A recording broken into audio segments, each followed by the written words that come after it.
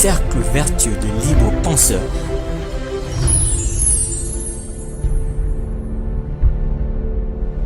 Présente Espace Républicain.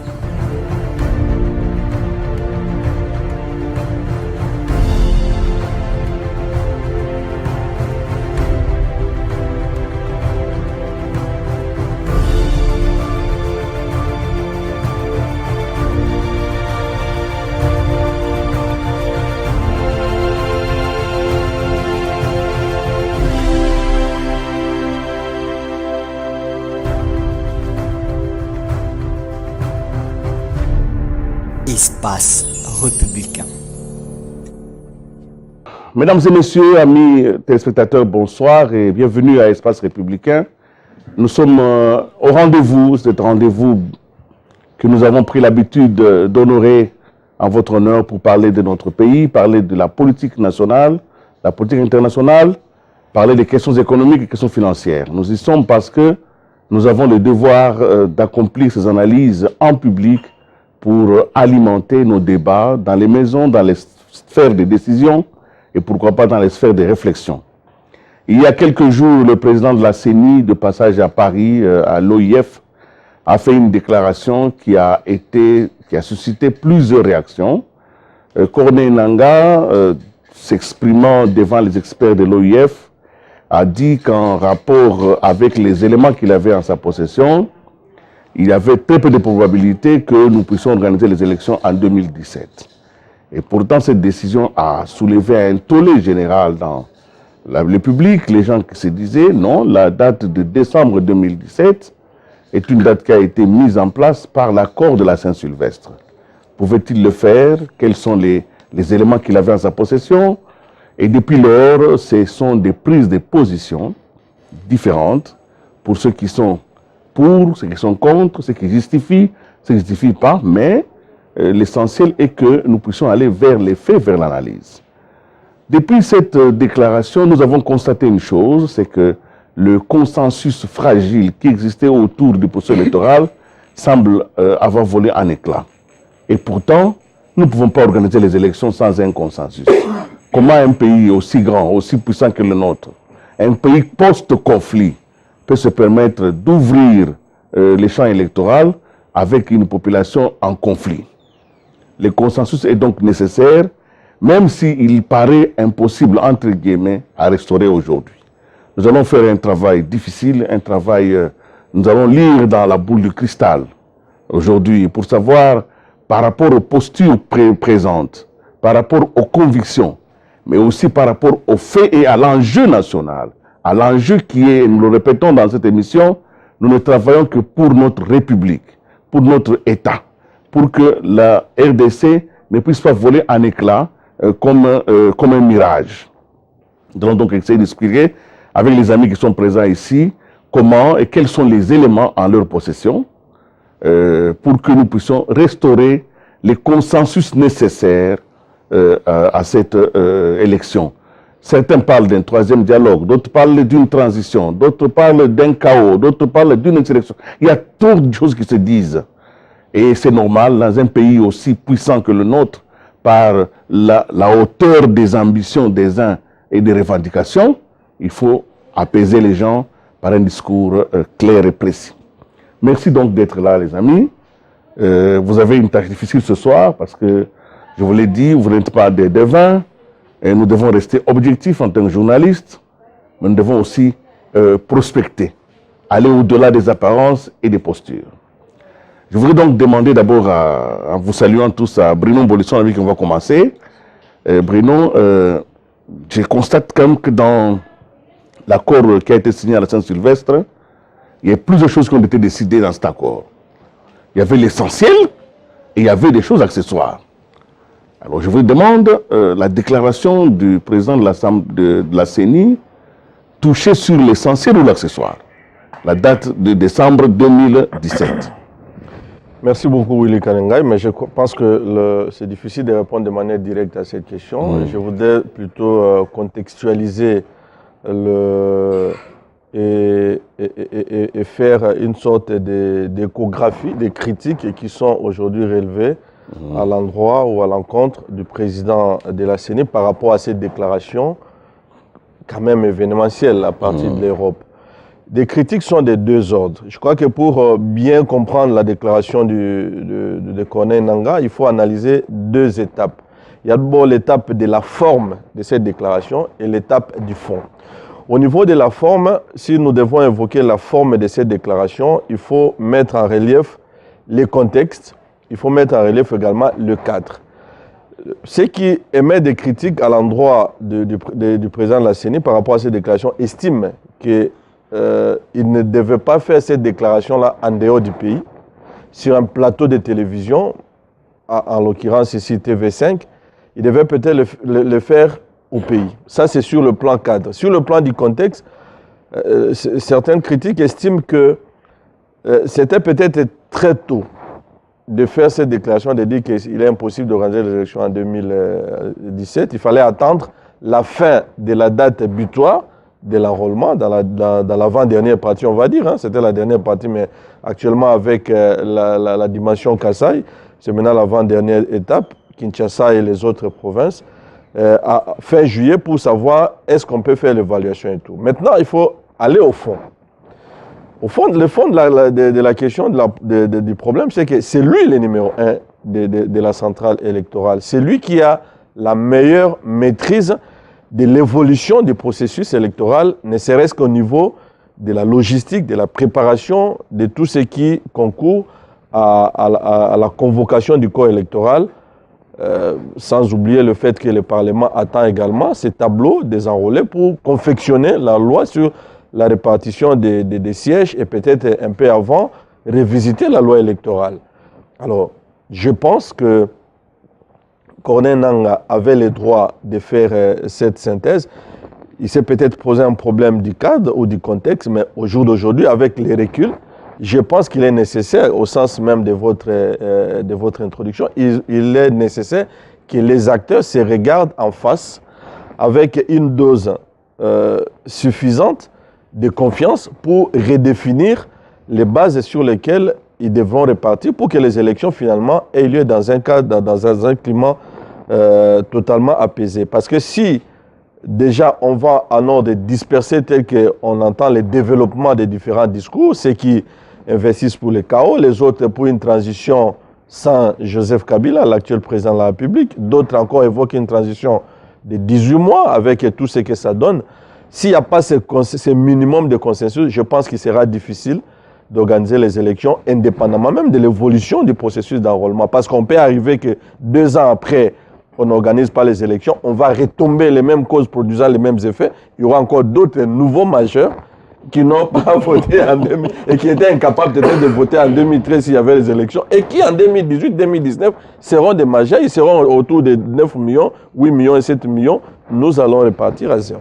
Merci beaucoup. Jérôme Sekana, c'est la même question. Oui, merci beaucoup. Je pense que Corneille Nangaa doit faire très attention lorsqu'il s'exprime parce qu'il est à la tête d'une institution qui a une charge politique très très importante. Parce qu'il vous souviendra qu'il s'est exprimé 2 fois de suite en dehors du pays sur des questions qu'il aurait dû aborder au pays. Souvenez-vous, lorsque les députés, il y avait élection législative, on préparait l'élection, les gens même donnaient des cautions, c'est à partir de la Voix de l'Amérique qu'il avait fait des déclarations et tout le monde était étonné pourquoi il est allé les faire là-bas au lieu de les faire ici. Mon ami Bruno Mbolisson vient d'évoquer ce qu'il a dit à Paris sur TV5 et il a continué sur d'autres médias.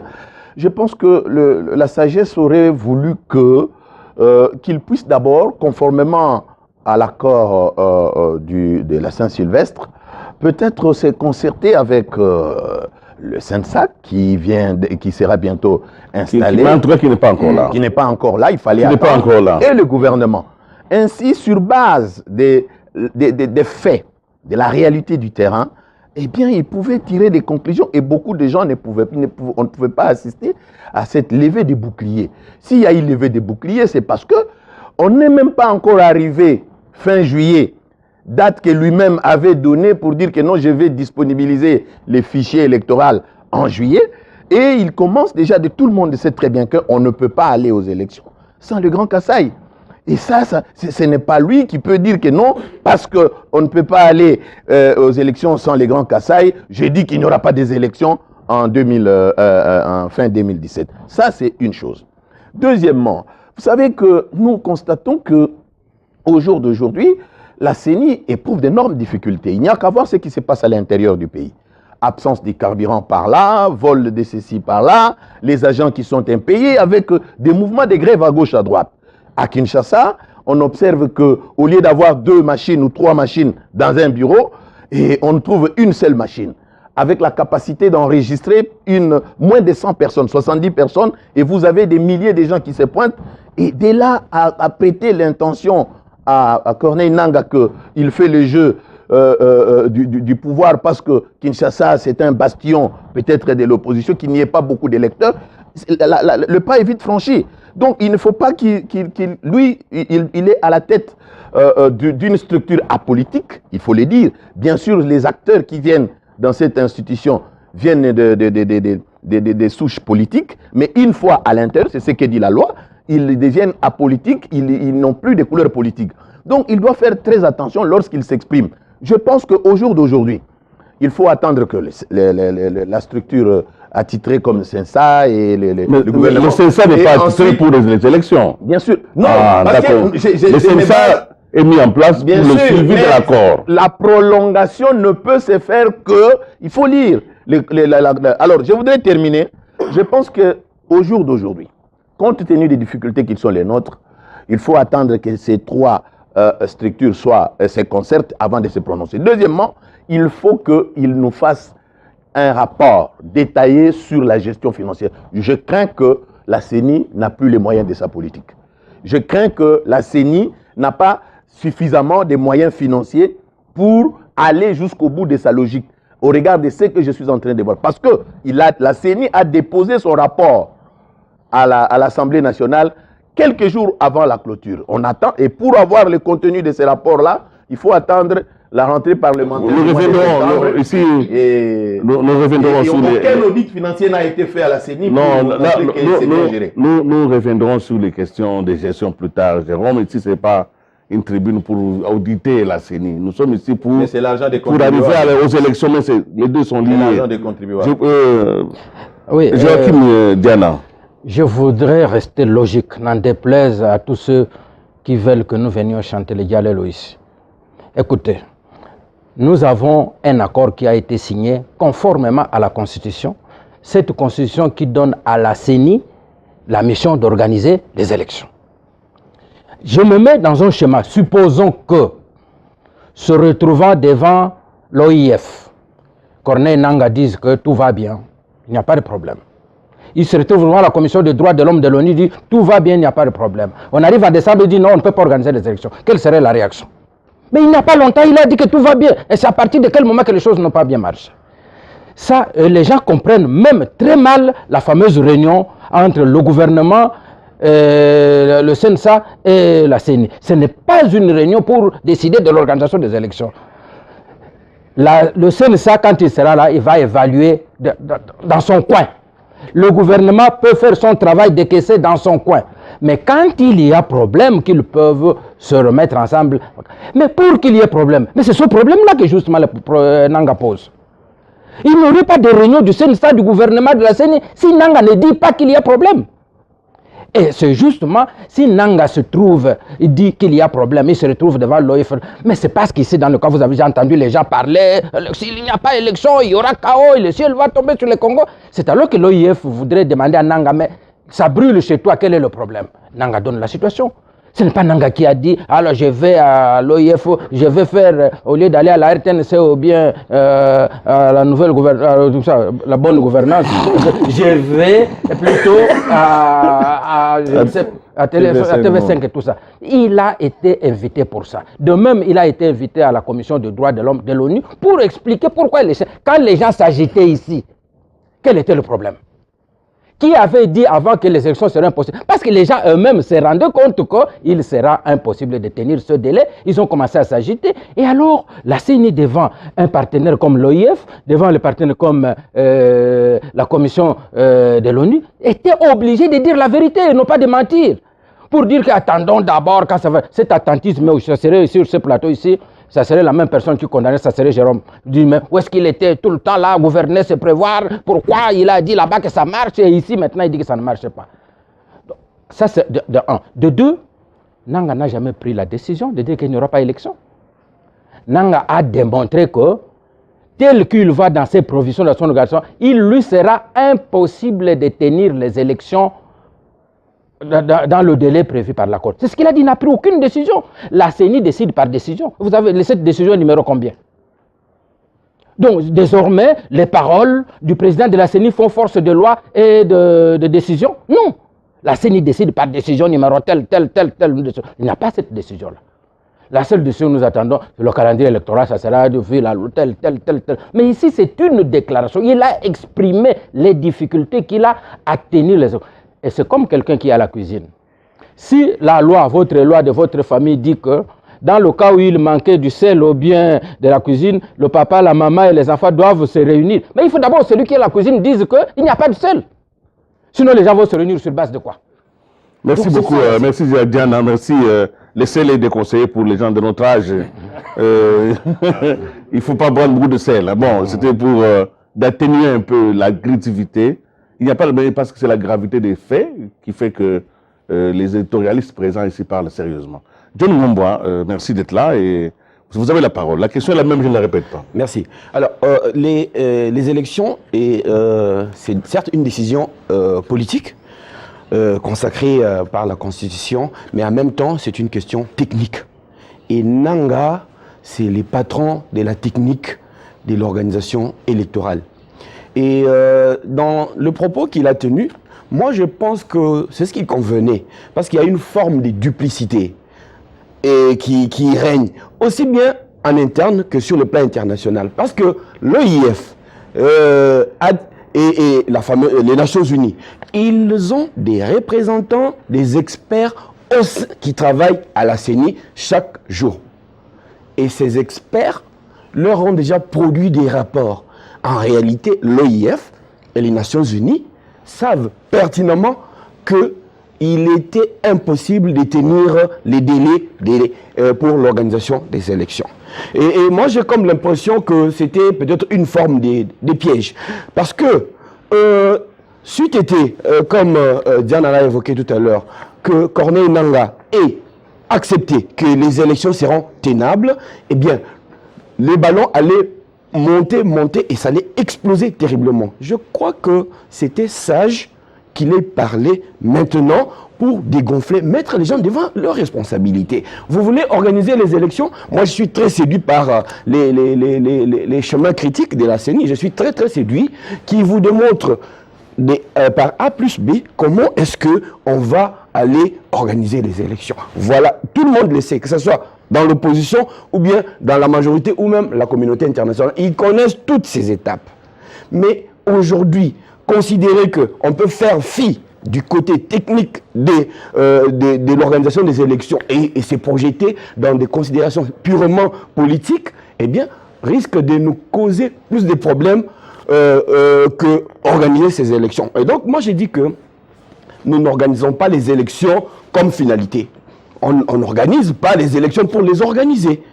Les élections ne sont pas considérées comme un règlement des comptes ou une façon de prendre le pouvoir ou que sais-je.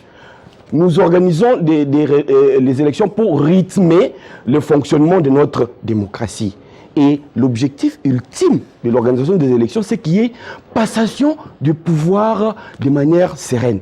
Et les ingrédients tels qu'ils se présentent actuellement ne les permettent pas. Alors il ne faut pas qu'on puisse se voiler la face. Merci John Ngomboa. José, vous parlez les derniers sur cette première phase de réaction à cette déclaration du président de la CENI et prise de considération diverses sur cette question.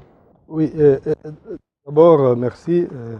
Willy, je ne voudrais pas répéter ce que les confrères ont dit avec beaucoup d'à-propos, mais moi j'aimerais quand même, on ne comprend rien à ces débats si on le dissocie, on le déconnecte du contexte politique global, et Willy a eu l'intelligence, vous avez eu l'intelligence de recadrer le débat. Qu'est-ce qui pollue les débats? Qu'est-ce qui pollue les discours politiques aujourd'hui? Ce qui pollue les discours politiques aujourd'hui, c'est l'environnement. Cet environnement, il est fait de quoi? Il est fait de discours, de positionnement des uns des autres, c'est très bien, ce que tu as appelé des postures. Cet environnement, il est fait de quoi? On ne le souligne pas assez. Cet environnement, il est fait aussi des agendas de ceux qui essayent, et du point de vue de leurs intérêts, ça se comprend, à tout prix d'orienter les débats politiques à l'intérieur. Suivez bien mon regard. Cet environnement est enfin pollué par la situation sociale, on ne le dit pas assez. Aujourd'hui, s'il y a un front qui me paraît à moi plus important que le front politique qui est fait au fond des bisbilles entre politiciens, on sait comment ça se passe, on monte les enchères et demain, dès qu'on est à table, on s'installe, on installe, on se sert, on oublie les discours d'hier. C'est le front social.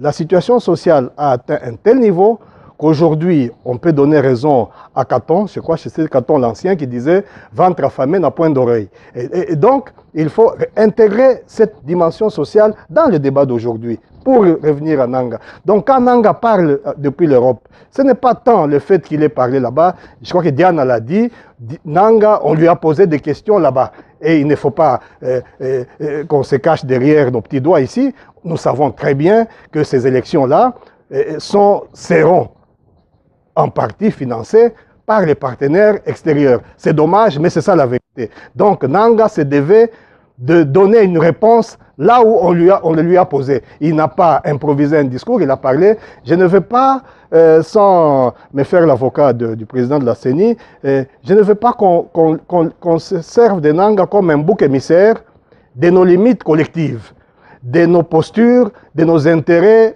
plus ou moins cachés. Nanga a dit quelque chose, mais il appartient, in fine, aux acteurs, aux parties prenantes dans l'accord de la Saint-Sylvestre. Il faut qu'on rentre là-dedans. On parle de parties prenantes. Ce sont les parties prenantes qui ont estimé qu'on pouvait, aller aux élections à l'horizon décembre 2017 et qui ont même envisagé les prolongations, qu'on joue les prolongations, si je peux emprunter au lexique sportif, il y a même les prolongations. Mais aujourd'hui, le débat est tellement pollué que plus personne ne veut revenir à la raison. C'est ça le problème fondamental. Les débats ainsi est pollué, comme vous l'avez dit. Je vous ai demandé au début de l'émission que vous allez lire dans la boule de cristal. Parce que comment alors restaurer, c'est la question de fond, les consensus électoraux. Comment le restaurer? Et j'aimerais que vous soyez plus précis. Vous n'êtes pas des devins, mais chacun doit avoir une boule de cristal. Comment restaurer? Parce que, de toutes les façons, si les élections, il n'y a pas, malheureusement, ce n'est pas une panacée, c'est vrai, mais comment on peut se passer des élections aujourd'hui dans ce pays pour restaurer le minimum de confiance entre la base et le sommet? Comment on peut se passer des élections si nous voulons que des hommes représentent les autres au niveau des institutions? Les élections deviennent non seulement une nécessité, mais une obligation. Mais elles ne peuvent pas se faire dans un contexte de diabolisation, dans un contexte d'appel à tout ce que vous avez entendu et que j'appelle les postures. C'est pour ça que je vous demande, et peut-être on va commencer par José qui a terminé le dernier, soyez précis, mes amis, soyez patriotes, je le répète, c'est une redondance, on ne peut pas douter de votre patriotisme, et n'ayez pas la langue de bois. N'ayez pas la langue de bois, dites-nous, et parce que vous dites que ce n'est pas parole d'évangile, mais c'est quand même un peu de l'évangile républicain. Dites-nous comment restaurer la confiance entre les gens, surtout un consensus. Il y a plusieurs hypothèses, vous les avez libérées, il y a plusieurs postures, mais la meilleure, la moins grave, c'est laquelle? José Naouej, et puis on ira chez Mbolisson, et puis chez Jérôme, et puis chez John, et puis on terminera par Diana. Oui, moi j'aimerais quand même prendre des libertés avec ton expression boule de cristal. Je ne pense pas qu'il soit nécessaire, dans les cas d'espèce, d'être prestidigitateur, j'y arrive, pour lire l'avenir. Oui. L'avenir est dans les diagnostics de la situation actuelle. La difficulté que nous avons, je crois l'un d'entre nous l'a dit assez souvent, mais malheureusement on ne revient pas assez, c'est que, vous savez, quand vous êtes malade, vous allez chez un médecin, le médecin vous examine d'abord, il fait son diagnostic, et le diagnostic appelle la thérapie ou la thérapeutique. C'est pareil. Mais c'est la même chose chez nous. La difficulté, c'est que nous ne voulons pas faire le vrai diagnostic. Il n'y a pas de boule de cristal ici, Willy. Il y a un problème. Il y a deux camps politiques, pour faire court, même si là-dedans, il y a, etc. Ces deux camps politiques, ce n'est pas par l'idéologie, c'est par la conquête du pouvoir. Parce que chez nous ici, c'est soit dit en passant, vous savez, il y a eu l'international socialiste aux États-Unis, c'était amusant de voir que l'UDPS et le PALU étaient là comme dans l'international socialiste. Or, l'UDPS et le PALU, chez nous, c'est deux grands adversaires. Pour vous dire que l'idéologie a très peu de place dans notre combat ici. C'est un combat de positionnement. Disons les choses très simplement. Vous avez un groupe qui est au pouvoir, un autre qui est dans l'opposition. Vous avez un pays où les acteurs politiques vivent du degré de connexion, du degré de leur connexion par rapport à l'appareil d'État. Ceux qui sont dans l'opposition veulent venir au pouvoir parce qu'ils estiment que pour aller aux élections, il faut un peu d'argent. J'ai dit des choses, tu as dit, il n'y a pas de langue de bois, c'est ça. Je dois être au pouvoir, moi aussi, pour me faire une cagnotte. C'est ça le fond du problème. Donc nous avons deux camps qui se battent, les uns pour conserver le pouvoir le plus longtemps possible, les autres pour y accéder. Pas de manière classique comme ailleurs, mais ici chez nous, le curseur est mis sur l'équation personnelle des dirigeants. Alors, dans ces cas-là, qu'est-ce qu'il faut faire? Il faut faire ce qu'on tente toujours de faire. Ça signifie qu'il faut à nouveau créer les conditions d'un nouveau consensus. Il ne faut pas avoir peur de mots, parce que même pour aller aux élections aujourd'hui, les commandes que les acteurs se retrouvent. Quand les acteurs se retrouvent, c'est pour un consensus. Si nous voulons faire les élections en décembre, nous tous, on aimerait bien que ce soit en décembre, même si la réalité est telle qu'il y a moins de probabilités pour que ça se tienne en décembre. Mais il faudrait que les acteurs politiques se retrouvent, créent un consensus pour comment. C'est ça le débat. Donc il n'y a pas matière à boule de cristal, premièrement. Donc aujourd'hui, je crois que le terme n'est pas galvaudé. Encore une fois, on peut en appeler à la race d'hommes d'État. Il y en a peu, c'est vrai, ici chez nous. Il y a une expression qu'on attribue souvent à Churchill, mais ce n'est pas vraiment Churchill, c'est un Américain, un auteur américain, c'est quoi? C'est James Freeman Clarke, qui dit qu'un homme d'État est celui qui pense à la génération future, à la prochaine génération. Un politicien, c'est celui qui pense à la prochaine élection. Mais ici, chez nous, ce n'est pas la prochaine élection. On pense très souvent à son propre ventre, à son équation individuelle. Donc, ici, aujourd'hui, on a besoin d'hommes d'État, Willy. Pourquoi? Parce que les passions sont telles que nous risquons à vouloir faire croire aux populations que les élections doivent à tout prix se tenir. Si elles ne se tiennent pas et que le pays brûle, demain, il n'y aura plus d'élection du tout. Donc, pour répondre à votre question, Willy, ce consensus passe par une espèce de dialogue, on peut appeler comme on veut, en tout cas, une espèce de concertation entre le peu d'hommes d'État qu'on peut trouver au sein du Rassemblement et le peu d'hommes d'État qu'on peut trouver au sein de la majorité. Merci, c'est déjà une brique que vous venez de mettre à l'édifice. Je prends notre ami Bruno Mbolisson rapidement. Merci Willy. Je crois que le fonctionnement des institutions de notre pays est régi par la Constitution, qui est la loi des lois. Et ceux qui cherchent à arriver au pouvoir, ou ceux qui cherchent à les conserver par des voies démocratiques, sont dans une démarche constitutionnellement correcte.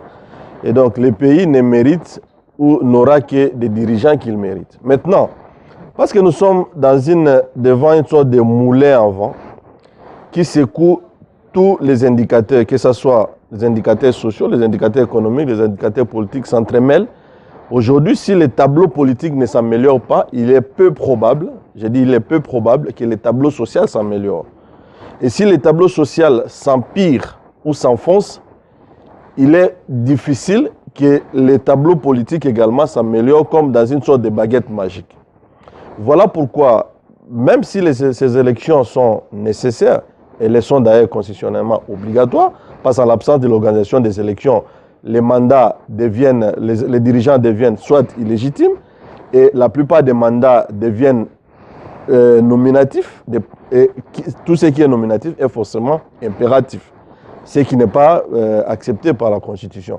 Alors il faut un minimum de consensus. Et le minimum de consensus passera par les retours à la confiance mutuelle entre les acteurs politiques, mais partira également par la réactivation par la centrale électorale de la structure, je ne sais pas comment ils appellent ça exactement, la structure de consultation, la tripartite de consultation entre la CENI, la société civile et les acteurs politiques. Je pense que tous les partis politiques qui sont organisés, qui sont sérieux, doivent avoir un délégué auprès de la centrale électorale, de sorte que de manière régulière, ils se retrouvent pour faire le monitoring de l'évolution des opérations électorales parallèlement au CENSA qui est une petite équipe de 28 personnes parce qu'il y a des structures qui ne seront pas représentées au Conseil national de suivi. Il faudra que la CENI surveille bien ces tableaux de communication avec les acteurs politiques et sociaux pour essayer de mater ou d'atténuer les effets de déflagration qui peuvent venir soit des décisions non concertées, soit des déclarations voilà, faites je ne sais pas. Donc cette concertation-là est importante pour essayer d'atténuer. Merci Bruno. Je crois que vous ajoutez à, Jérôme, vous allez parler tout à l'heure, vous ajoutez à la première. Je rappelle que nous construisons, ce n'est pas la boule de cristal comme on me l'a conseillé, mais nous construisons quelque chose. D'abord, il faut qu'il y ait des hommes d'État, c'est-à-dire des hommes capables de se mettre au-dessus des passions, capables, malgré que toutes leurs fibres du corps les demandent d'exploser, capables de se calmer et de regarder encore plus loin que la raison qui leur a donné le droit de réagir comme ils le font. Il dit aussi, et ça c'est la contribution de Bruno, il faut que la CENI réactive la tripartite. Elle pourra permettre que certains dossiers, certaines informations puissent passer. Et parce que cette tripartite, c'est quoi? C'est la CENI, ce sont les acteurs des partis politiques et la société civile, qui sont tous parties prenantes aux élections. Alors, Jérôme, c'est quand même dans la construction. Hein? Dans la construction, bien sûr, parce que nous n'avons que la République démocratique du Congo comme pays. Et je pense que personne ne peut accepter que les chaos arrivent dans ce pays. Moi, je vais dire ceci, exactement en soutenant ce que venait de dire Bruno, en ce qui concerne la tripartite au sein de la CENI. Mais il faudra également faire en sorte que, parce que nous avons constaté comment le RASOP a boudé d'aller signer le texte des arrangements particuliers, parce que selon le RASOP, il y avait tripatouillage. Et au jour d'aujourd'hui, nous nous attendons à l'installation, bien sûr, du CENSA. Et je suis convaincu que les gens du RASOP n'iront pas là-bas. Tout simplement parce qu'ils disent que bon, le chef de l'État a donné mandat aux deux présidents de nos deux chambres qui doivent présider ça et ils n'iront pas là-bas. Alors moi, c'est que moi, je veux plutôt demander à nos compatriotes qui sont du côté du RASOP de pouvoir mettre un peu d'eau dans leur vin. Comment? Tout simplement parce qu'il est évident que si on ne termine pas le recensement, donc l'enregistrement l'enrôlement plutôt des électeurs dans le Grand Kasaï, on ne va pas aller aux élections. Or, au jour d'aujourd'hui, au regard de tout ce qui s'est passé, nos amis d'IRASOP disent que non, en tout cas, les deadlines, c'est les 31 juillet. Les 31 décembre. C'est décembre qu'ils brandissent. Alors moi, ce que je suggérerais comme solution, pour les amener, parce que les présidents de l'Assemblée nationale et du Sénat peuvent tout faire pour les faire venir, ils ne viendront pas. Alors, j'ai dit, bon, au cas où, il y a deux solutions. Si le président de l'Assemblée nationale et du Sénat arrivent à mettre sur pied le CENSA, parce que ça va arriver, je demanderai à nos compatriotes du CENSA, plutôt du RASOP, d'accepter de mettre un peu d'eau dans leur vin et d'accepter la décision qui sortira de la concertation CENI, gouvernement, et pourvu que nous puissions aller aux élections dans la paix. Deuxième chose, s'il pouvait être possible également pour que le chef de l'État accepte de redonner la mission de la recherche de consensus à la CENCO, parce que je sais très bien que même si les amis d'IRASOP ne sont pas partie prenante dans le CENSA, s'ils sont invités au niveau de la CENCO, ils peuvent se déplacer. Ainsi, on peut obtenir un consensus et nous pouvons prétendre que voilà, il y a un certain consensus qui peut nous amener aux élections apaisées. Donc ça, c'est une autre solution et qui est faisable. Parce que je ne pense pas, quand bien même les opposants disent que non, les 31, mais si on n'a pas le fichier, si on n'a pas terminé les élections, plutôt l'enrôlement dans les Grands Kasaï, ça sera pratiquement impossible. Qu'on ne brûle pas le pays parce qu'il n'y a pas eu, on n'a pas terminé. Mais encore, le gouvernement de son côté doit continuer avec la décrispation. Il faut arrêter par exemple, d'interdire, comme on a vécu les conclaves du RASOP allaient se tenir, on vient bousculer les gens. Non, ça dérange un tout petit peu. Il faut décrisper, il faut qu'il y ait un climat de paix. Les gens peuvent se réunir, ils réfléchissent.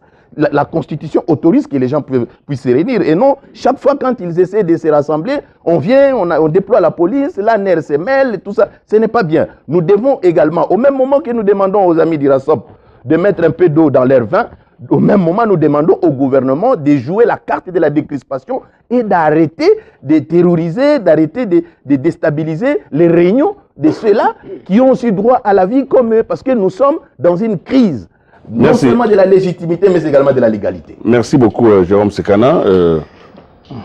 Je donne la parole à Diana pour compléter dans la construction, pas pour ouvrir encore un débat d'opinion, un débat de sensibilité. Je ne veux pas Je veux la pierre, parce que je prends que Jérôme Sekana a dit il faut que, si on peut solliciter encore la SENCO pour pouvoir retrouver les consensus, parce que le problème c'est de comment refaire un consensus électoral. Et si on peut demander aux amis de RASOP de mettre un peu d'eau dans leur vin et d'accepter les résultats des concertations qui naîtront entre les CNSA, le gouvernement et la CENI, voilà, je répète les mots de Jérôme Sekana, dans sa construction. Hein, oui, dans cette construction-là, il y a une pierre qui n'est pas solide dans cette construction. Si on la met, on risque que l'édifice s'écroule. C'est la SENCO.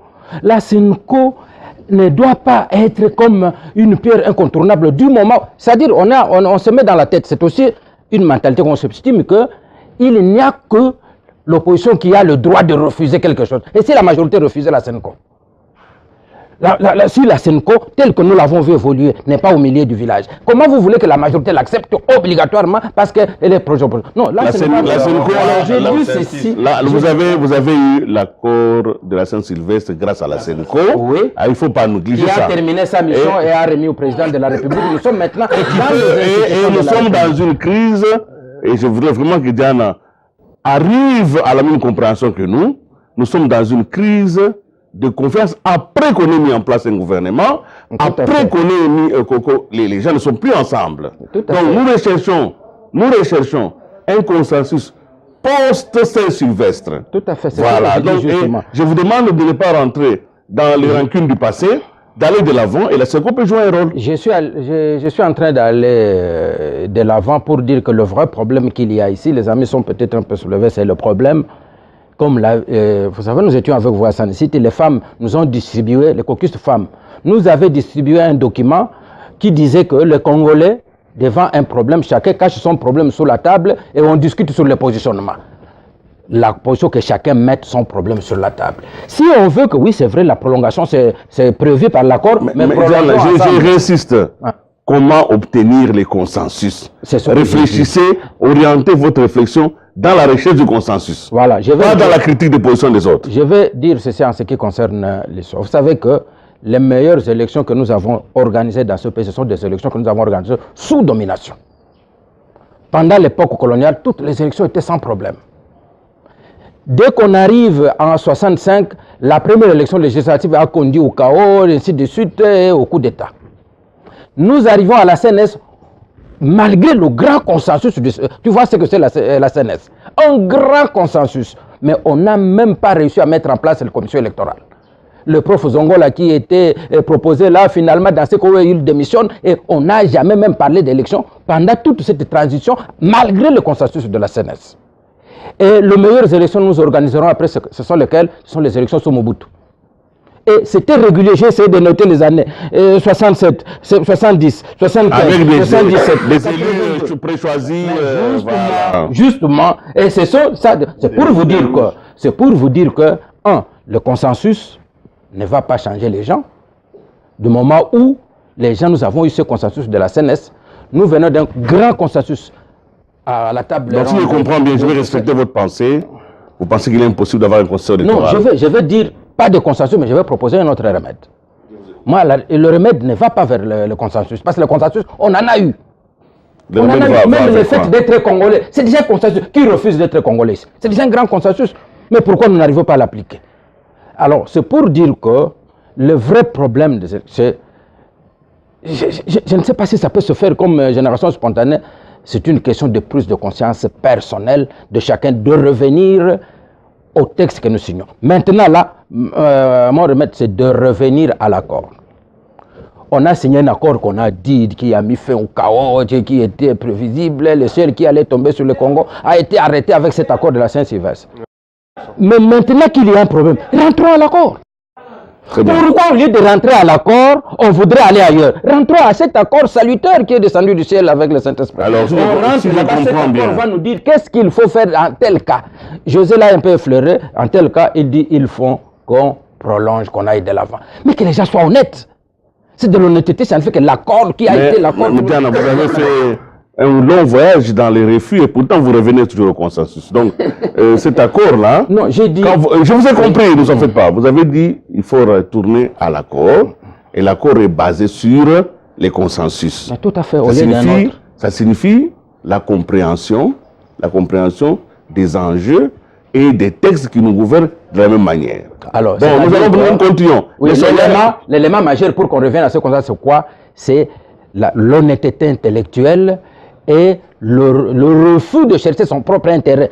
Si la fin le fait qu'il n'y ait pas élection, ça ne vous profite pas. Si vous voulez que continuions ensemble, glissons ensemble, dites-le clairement, glissons ensemble, au lieu de promettre le ciel qui va tomber sur les concons, et puis finalement on se met sur pas qu'on va essayer de changer. Je vais distribuer la parole, les prochains c'est John. Oui, en fait c'est Diana qui m'a même précédé parce que bon, j'aurais dû intervenir avant lui, mais bon, tant mieux. En somme, moi je pense aussi que il faut qu'on puisse boucler les dialogues, l'accord de la Saint-Sylvestre en fait. Parce que cet accord a pour essence, au-delà de tout, l'organisation des élections. C'est ça, c'est qui était même fondamental ou consubstantiel à cet accord. Et les restes là, c'était juste l'habillage, le CENSA, les CECI, le CELA, mais l'essentiel de l'accord. Mais j'ai eu comme l'impression que nous nous sommes installés sur le pourtour de l'accord sans rentrer dans les corps, dans la substance de l'accord.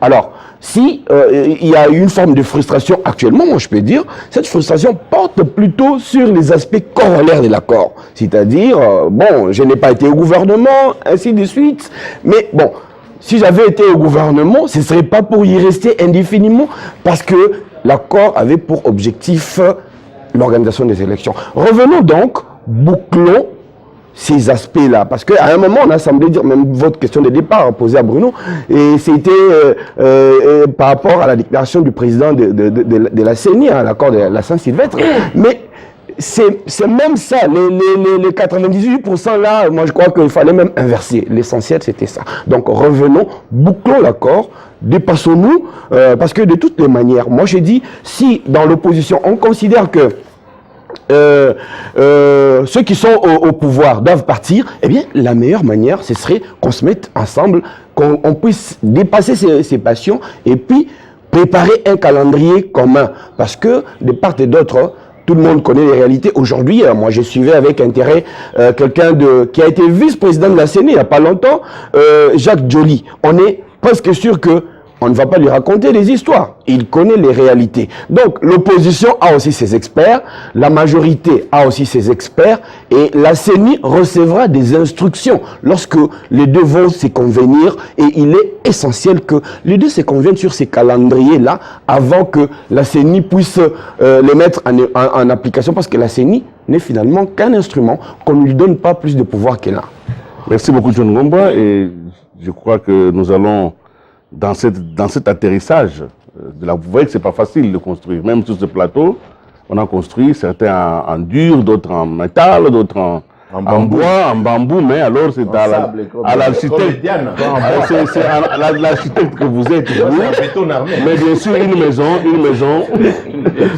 maison a besoin de tout cela, n'est-ce pas? C'est l'intelligence de l'architecte de savoir que le sable va vers le jardin pour la place des enfants, que le bambou va vers l'oxygénation de la parcelle, que le toit et voilà, tout ça, ça fait partie de notre pays. C'est difficile et vous voyez qu'au niveau des hommes, quand les hommes sont intègres, quand ils aiment leur pays, il n'est pas facile d'avoir un consensus parce que le consensus, c'est le triomphe de l'intérêt général au détriment parfois de l'intérêt personnel. Or, l'homme a été fabriqué pour défendre son intérêt personnel. Donc, ce n'est pas facile et nous ne le disons pas comme un slogan. Nous le disons parce que nous savons que c'est difficile. Mais on ne fait pas la politique pour les choses faciles. La politique, c'était l'art de la difficulté. C'est de rendre possible ce qui est souhaitable. Donc, les hommes politiques ont le devoir de trouver ces consensus. Pourquoi? Parce que le peuple a le droit d'aller aux élections dans la paix. Il ne faudrait pas que les élections deviennent une forme de condamnation à mort de la population. Nous devons y aller en paix et nous ne prêchons pas, ce n'est pas une église. Alors je voudrais quand même terminer avec, avant que vous ne preniez tous la parole pour terminer, avec José, en me disant, peut-être que la difficulté, ce serait ces hommes d'État. Ces hommes d'État, hein, qui sont englués avec les hommes politiques, ensemble. Comment réunir les hommes d'État autour de ce besoin de consensus? Comment faire pour que ceux qui comprennent ces choses, et ils sont nombreux et ils nous suivent, se mettent ensemble, qu'ils soient du RASOP, qu'ils soient de la majorité, qu'ils soient des autres partis, des autres plateformes qui n'ont peut-être pas de nom, mais qui existent, qui se forment, qui se construisent. Comment faire une masse critique des hommes d'État pour que on mette le peuple à l'abri de la bêtise humaine? José, comment faire? Je crois que cette question elle est vaste, mais des réponses, on peut les trouver dans notre propre histoire. Nous avons vu qu'en 60, Lumumba et Kasavubu, qui avaient très peu de choses pour s'entendre sur le plan des visions, mais par rapport à l'intérêt général. L'intérêt général, il faudra qu'un jour qu'on relise Rousseau qui définit très bien l'intérêt général, qui n'est pas la sommation des intérêts particuliers, des intérêts égoïstes.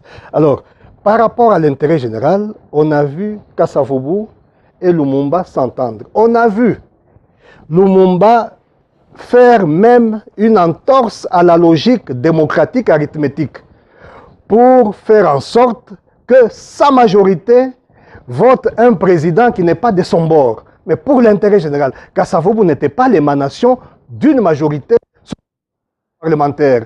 Kasavubu était l'émanation d'une volonté de résoudre un problème en ce moment-là. C'est dans notre histoire. On peut avancer encore. Nous avons vu une fois dans ce pays, deux fois, nous tous nous étions, je crois que Willy, Diana, nous étions déjà sur le terrain, quand on a vu dans ce pays Mobutu et Tshisekedi taire leurs égos, leurs postures et voir l'intérêt général. Tout le problème chez nous, c'est que cette notion d'intérêt général est parasitée par beaucoup de facteurs. Par les interférences étrangères dans nos problèmes, par aussi le fait que la grande majorité de notre classe politique ne vient pas en politique par idéal. Et je le dis, il faut que, ça a l'air anecdotique, mais ça explique beaucoup de choses, mais on ne vient pas en politique chez nous pour servir, mais c'est pour se servir, pour emprunter au lexique de Mobutu, mais pour la bonne cause ici. Et donc, Willy, le vrai problème aujourd'hui comme hier, ce n'est pas un problème de 50, 100 personnes, on a réuni 100 personnes, mais ces 100 personnes représentent quoi? Le problème aujourd'hui comme hier, c'est d'identifier, et nous savons identifier, tout le monde sait identifier, on n'a pas besoin de 20 pour ça, identifier les éléments représentatifs dans chaque corps social. C'est qui est représentatif dans le corps politique qu'on appelle majorité présidentielle, on n'a pas besoin d'un dessin pour savoir, c'est qui est représentatif dans l'opposition qui a signé l'accord d'octobre 2016, c'est qui est représentatif dans le rassemblement, etc., etc. Et on identifie ces gens-là, ils ne sont pas plus de 10, et que ces personnalités-là se mettent autour d'une table, ils disent, même sur base de l'accord de la Saint-Sylvestre, cet accord a le mérite de donner des réponses à la problématique fondamentale ici qui est comment sécuriser tout le monde pour organiser les élections. J'ai entendu John tout à l'heure. Non, John, il ne faut pas, disons, caricaturer la participation de l'homme politique au pouvoir chez nous. Ça, c'est essentiel. Tous les hommes politiques qui sont là, même ceux qui disent que non, nous, on se bat pour le peuple, ce n'est pas toujours ça.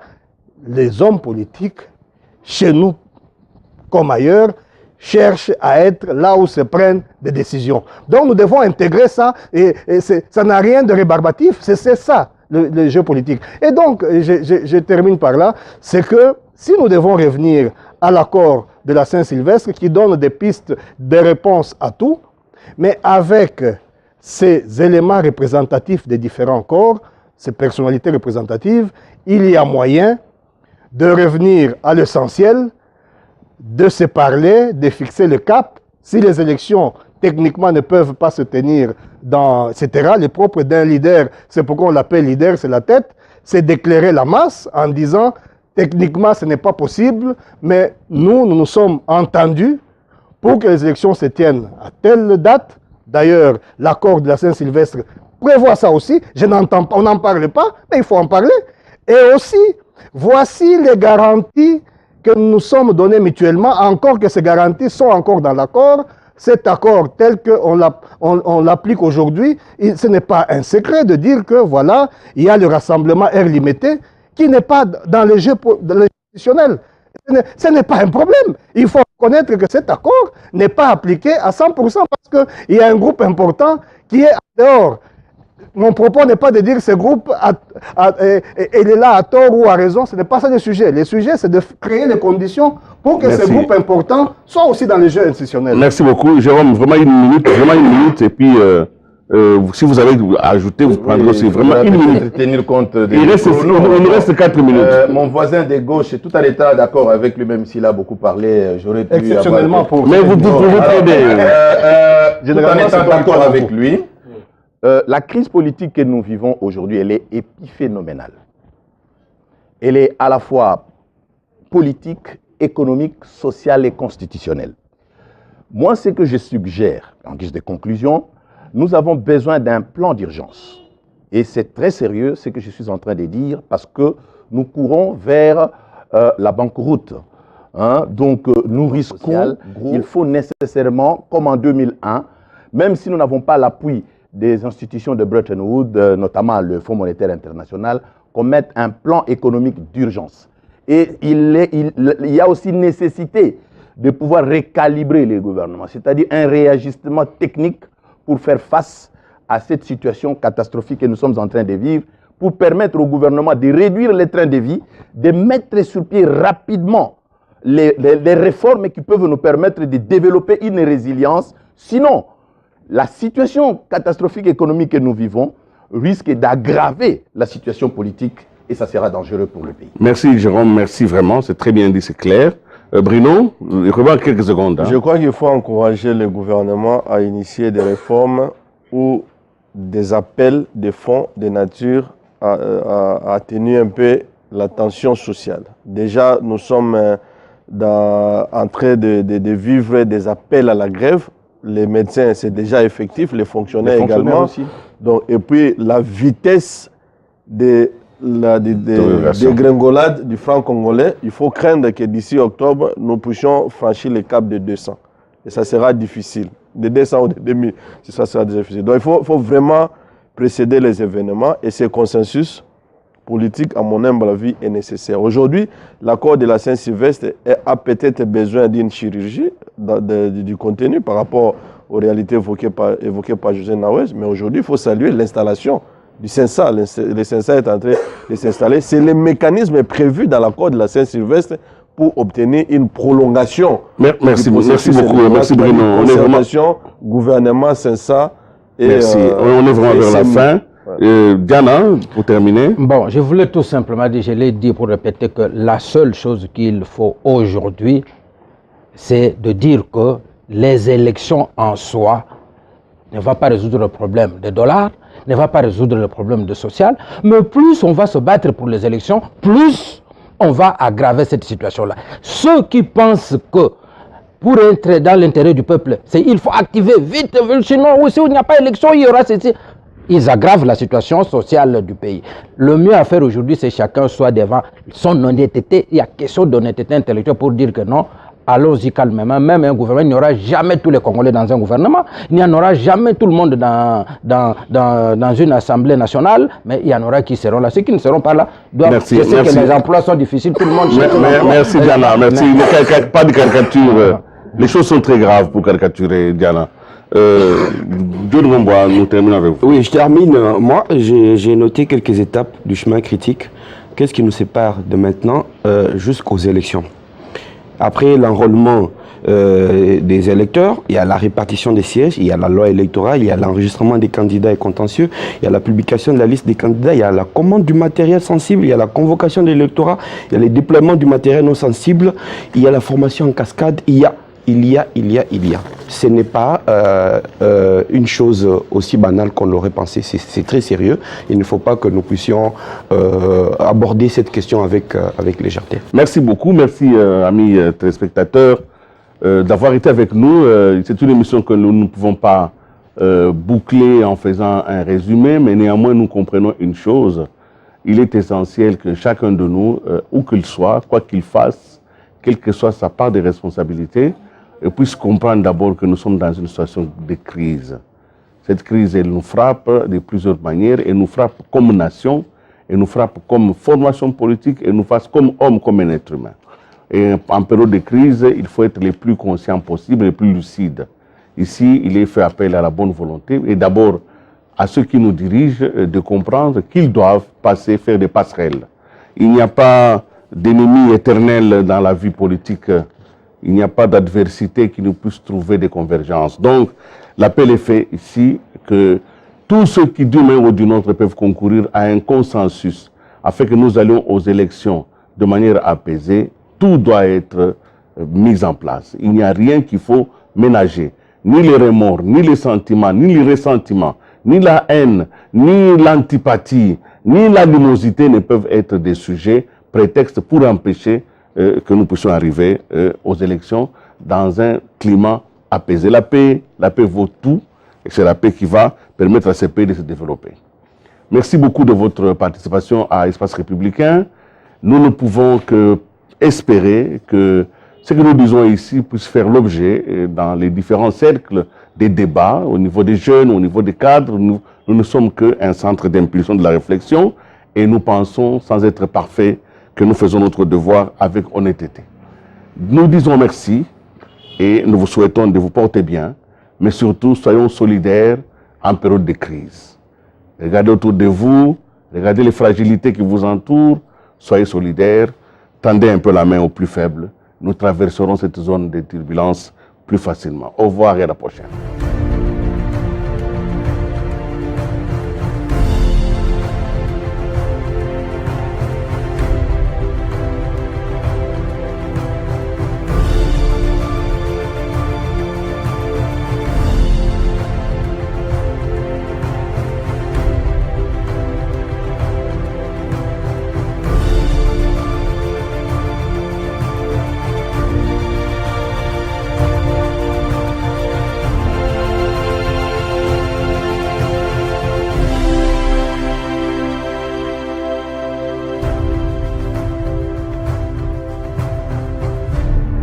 Espace républicain.